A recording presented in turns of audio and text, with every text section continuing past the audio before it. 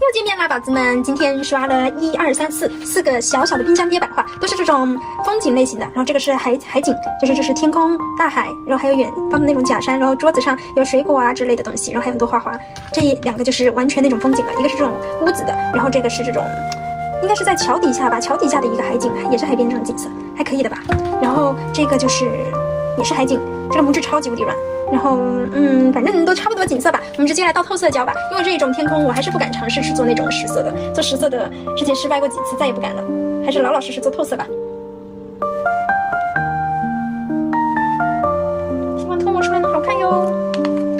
这里还有一杯 OK， 送去抽真空啦，来封层啦，都干啦，这个底真的非常干净，因为我吸了那个浮粉，这真的都舍不得贴磁铁了，贴磁铁就会盖住后面一点点，真的特别好看，每一个都很好看。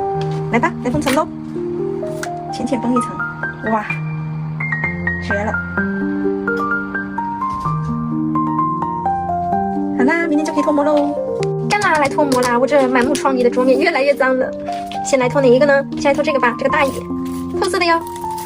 哇，怎么样？还可以的吧？这个，这个还不错。再来脱哪个呢？脱这个小的吧，有2个，一个是这种邮票风格的，这个也还可以的吧。这个地面我应该下次要改个颜色，改成那种沙滩的颜色，就是改成这个色应该差不多。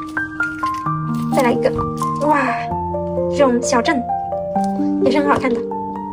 再来一个这个大的，哇，做透色真的很明智，我的天哪，这种水天一色的感觉真的很好看。